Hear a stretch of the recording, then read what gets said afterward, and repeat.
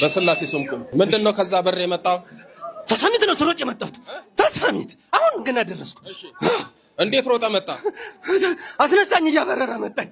ማን ያመጣ? ፈጣሪው ነው ፈጣሪው። ና ጠጋ ጠጋ በል በስላሴ። እሺ ማን ያለው? ሳጥናኤል ሳጥናኤል ሳጥናኤል። ና እስኪ ጠጋ። የት ነው ያስከው? እናቱ ነች። እናቱ በምግብ ሰጣቸው። እብድ ነበር እንዲድንላት እንዲድንላት ነው። እሷ ማዳኗ ነው።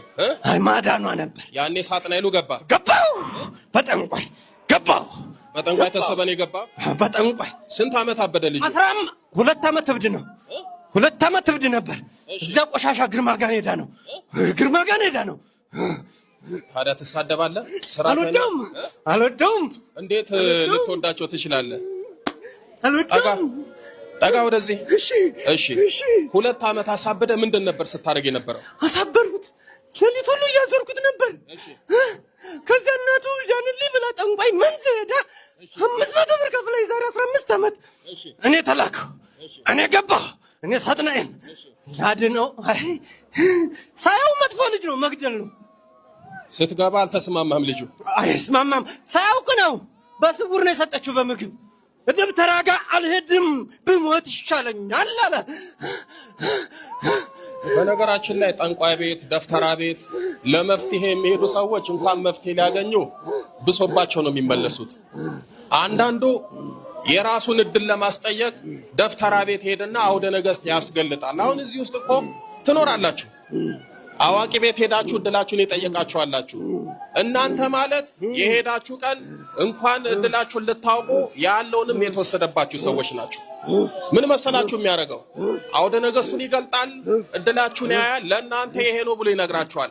የተሻለ ጥሩ እድል ካላችሁ እዛው ገልበጥ አድርጎ ትራንስፈር ያደርጋል፣ እድላችሁን ይወስድባችኋል። ጠንቋይ ቤት ልትጠይቁ ትሄዳላችሁ፣ ሌላ መንፈስ ጨምራችሁ ትመጣላችሁ። ሰው እግዚአብሔር ቤት ብቻ ሲመጣ ነው መንፈስ ቅዱስ አድሮበት ጸጋ በረከት አግኝቶ የሚመለሰው። አንድ ሰው ወፍጮ ቤት ቢገባ ምን ሆኖ ነው የሚወጣው? ዱቄት በዱቄት ነው አይደል የሚሆነው? ጠንቋይ ቤት ብትሄድ እሱ ላይ ያደረው መንፈስ አንተ ላይ ይሰፍራል። ደፍተራ ቤት ብትሄድ እሱ የተዋረሰው መንፈስ አንተ ትዋረሳለህ። ሌላ ምንም አታተርፍም። አሁን እናት ልጅ ሄድናል አለች፣ መንዝ ድረስ ደፍተራ ቤት ወሰደችው። እንኳን ሊድን ሳጥናኤልን ተሸክሞ መጣ። እሺ 2 ዓመት ለምንድን ነው ያሳበዳችሁት? ጓደኛውን ያሳብዱ።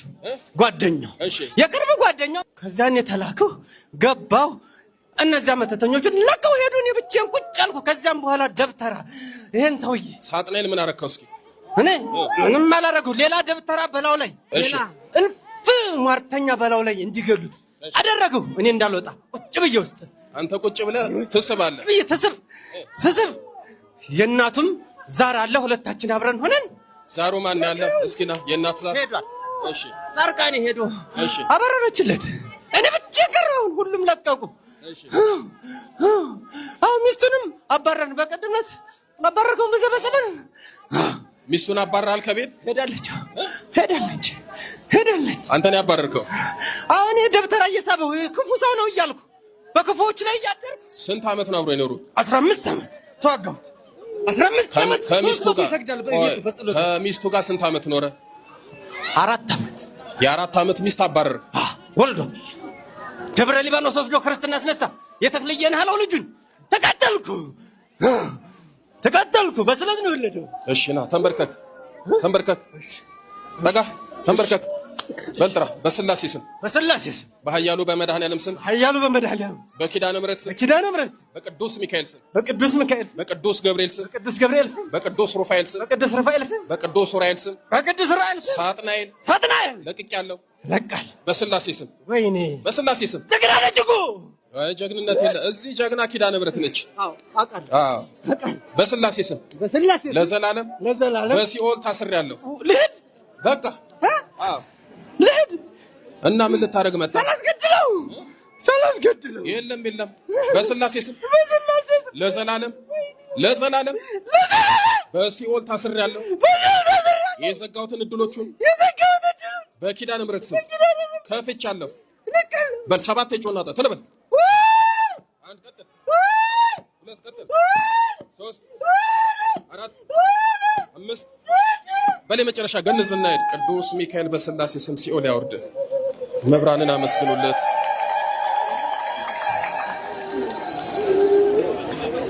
የቆጡን ላውርድ ብላ የምኗን ጣለች? የብብቷን።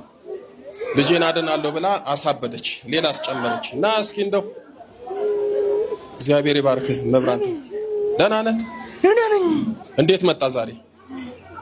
ወደውታለሁ አባቴ፣ ወደውታለሁ። እሺ ለ2 ዓመት አብደ ነበር? አዎ ሚስቴን አገባት ጓደኛዬ በመስተፋቅር ወስዶ። ያንተው ጓደኛ ሚስትን? አዎ እቤት የተከራይቶ የሚኖር ልጅ። እሺ ወዳትን ሚስት ወሰደብኝ። ከዚያ መምህር ግርማ ጋዳም ድጋሜ ደግሞ አግብቼ ነው አሁን የሆኗ ደግሞ ትታኝ ሄደችው።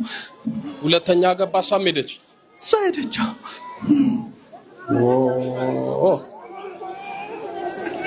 ይሄ አሁን ጓደኛ ነው ቀማኛ ነው? ቀማኛ ማለት ነው። አንዳንዶቻችሁ ጓደኛ ትላላችሁ፣ ጓደኛ አይደለም ያላችሁ፣ ቀማኛ ነው። እድላችሁን ይቀማል፣ ህይወታችሁን ይቀማል፣ ተስፋችሁን ይቀማል፣ አእምሯችሁን ይቀማል፣ ስራችሁን ይቀማል፣ ትዳራችሁን ይቀማል። አይ ጓደኛ ቀማኛ ነው። ሚስትን ቀማ። ሞዶ ጓደኛ ነው፣ ምርጥ ጓደኛ መብርሃን ሰጠሽኝ እያልኳት ሳመሰግን ከዚያ ሚስቱን ፈታና ተኔ ቤት ለቆ ሄደ ልጁ። እሱ በሄደ በ3ኛው ቀን ጠፋች ባለቤቴ። በፈልግ ባስፈልግ ስልኳን አጥፍታለኝ ጠፋች። ንስሐ ገብቼ መብርሃን አውጪኝ ያለችበትን አሳየኝ ስል በ17ኛው ቀን ጸበል ለፈለፈ መንፈሱ። ሚስቱን የወሰድናት እኛ ነን አለ። ከዚያ እኔ የምለውን አላቅም ነበር፣ ወንድሜ ተከተለኝ ነበር። ከዚያ ደወልኩለት ለልጁ። እናት እኮ ብትገባ አታመልጠኝም፣ መቅደስን አገናኘኝ አልኩት። እንደው እምላለሁ ተሾመኝና አላረኩትም አለ። ከዚያ ወንድሟ ደወለልኝ። ለካ ወዲያው ጥፊ ብሏታል ሚስጥሩ ሲጋለጥበት። ወንድሟ ደወለልኝ፣ መቅደስ መጥታለች እንዳታስባ ይዞ ተሾም አለኝ። ይዘህልኝ አልኩት። ይዟት መጣ። ማርያም ቤተክርስቲያን ወስጄ እውነቱን ነገር ስላት 17ቱንም ቀን ከሱ ጋር ነበርኩኝ። በጥቁርና በቀይ እስክሪብቶ በቁመቱ የተጻፈ አሳየኝ። ተከትዮ ሄድኩለች። ከዚያ ጸልይ ስለኝ በጥቁር በቀይ የተጻፈ አሳያት። ይሄ ምንድነው? መስተፋቅር መተት ነው። ተከትላ ሄደች። እናንተ ገና እኮ አልነቃችሁ፣ ገና እኮ አላወቃችሁም። የዚህን የመናፍስቱን የደፍተራዎቹን የመተቱን ጉድ ገና እኮ ያልነቃ ሚሊዮን ህዝብ አለ። ሲበላ እድሉን ሲነጠቅ ህይወቱን ሲያጣ ሲያዝ ሲታሰር ይመጣል። በነገራችን ላይ እኛ እኮ ስለ መተት የምናስተምረው ስለ አጋንንት የማስተማር ሱስ ኑሮብን አይደለም። የተያዙት እንዲፈቱ ያልተያዙት ደግሞ እንዳይያዙ ነው። ቅድመ ጥንቃቄ ነው። እንዲህ አይነት ነገር አለ፣ ተጠንቀቁ ወቁ ነው። ለሁለት እኮ ጥቅም ነው። ሰው ቀድሞ እንዳይጠቃ ነው። ከተጠቃ ደግሞ መጥቶ እንዲፈታ ነው። አሳያት፣ ይዟት ሄደ። ምን ይባላል? ጉድ ነው ብንሰማው። መብራን ካንተ ጋር ትሁን። ኪዳነ ምሕረት የመጨረሻ ታርግልህ በሉት። አይዞህ